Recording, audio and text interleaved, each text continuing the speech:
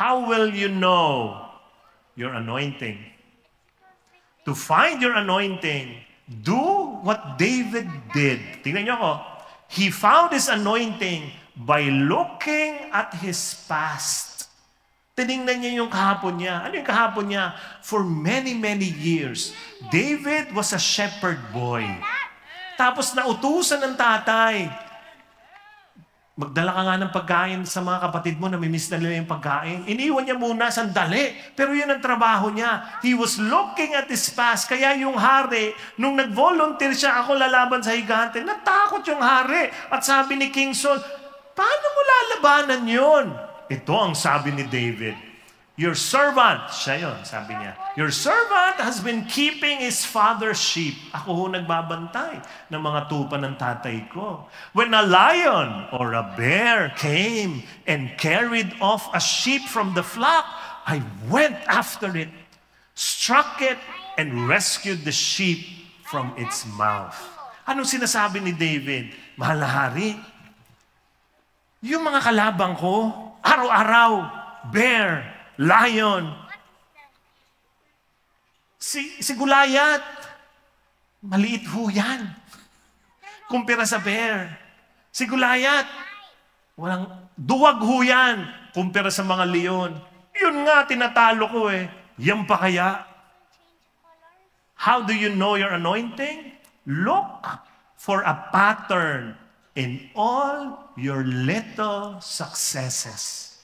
Titingnan nyo, may pattern. Bata ka pa lang, may pattern na yung tagumpay nyo. When you line up all your little wins in a row, you will discover one common denominator. Meron one thing that is always there in every little win you had in your life. And that is your anointing. Balikan niyo yung buhay niyo. Ano nga ba na mga napapanalunan ko? Saan ako magaling? Saan ako nagpapasaya ng tao? Ano yun? Pag nakita mo yon, alam mo na kagad, this is my anointing. Look at me. When David lined up his successes, ano yung success niya? Defeating the bear. Ano yung susunod? Defeating lions. When he lined up his successes, araw-araw may kalaban. There was one thing that was common among them. Ano yung mga tagumpay ko?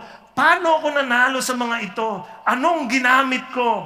Ito ang ginamit ni David. Huh? Ito.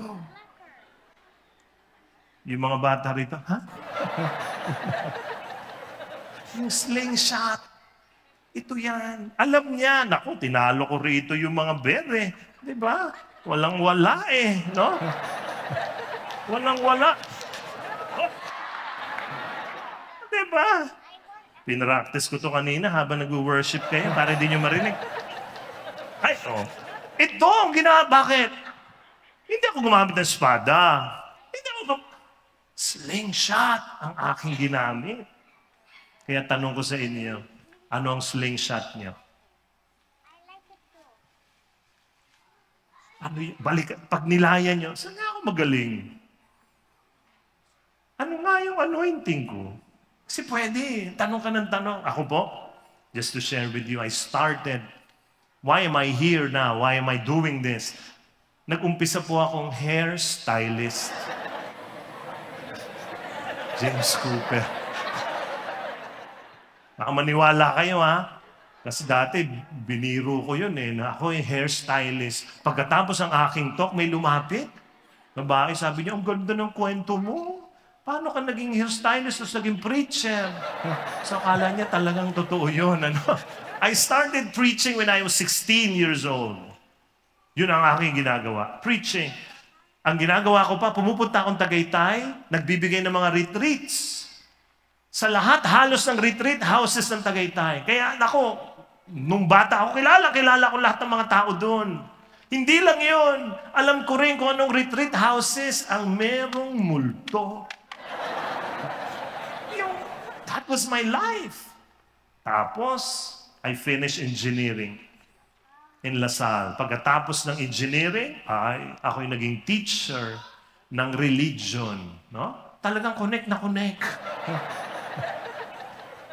Tapos, preacher. I was teacher in the morning. I was preaching at night. Kaya nasanay ako na talagang alam ko yung audience ko kasi malilito ho. Pag yun ang ginagawa nyo sa buhay, kasi sa gabi, amen ako ng amen. Amen, praise the Lord. Yes, amen. Palakpakan si Lord. Ganon. Imagine mo kung ginawa ko yun sa umaga. Sa mga estudyante. Amen, students. Praise God. Naku, patay ako niyan. That was, pag nila-line up ko, grabe, nakikita ko na kagad. Tapos, the Lord led me to become motivational speaker in companies. Uy, kitang-kita ko rin. Nararamdaman ko na para, this is my anointing. Where is this leading me? Now I know. Even you know my anointing. Klarong-klaro sa inyo, di ba? Ang anointing ko ay dancing.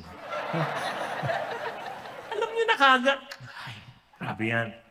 So what do? I know already. I set my path because this is my anointing. Ito na. Gagamitin ko na ito. What is your anointing? Now, young people, they ask me this all the time. Who are young people here? Taas ang kamay. Dami sinungaling, Lord. You can ask me, brother, how will I know my anointing? Magandang tanong yan pag bata ka di ba? Paano ko malalaman? This is what I usually tell them.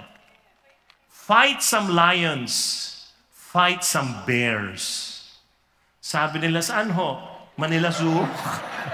This is what I mean when I say fight some lions, fight some bears. What I mean is this. You need to step out of your comfort zone. Alis ka dito sa komportable. Punta ka saan? Sa labas. At ano ang labas? Courage zone. Dito kailangan ka matapang. Why? Because all your anointing is only found in your courage zone, not in your comfort zone. You will never find your anointing here. Komportable nga lang ako. Dito lang ako. Ayokong gamitin yung galing ko. Nakakatakot. Kasi baka pagpatawanan ako ng tao, baka i-reject ako. Dito ka na lang. No. You will only find your anointing outside your comfort zone. Only in your courage zone. So when I talk to young people, I'll always tell them, get out of your comfort zone. Dito mo mahahanap saan ka dinadala ng buhay, saan ka dinadala ng Diyos. Dito. Now, when old people ask me, I don't know my anointing. What is my anointing? You know, the problem of old people is that they do not know their anointing. That is not their problem. The problem is this, not ignorance. The problem is fear. Takot. Because fear prevents them from knowing their anointing.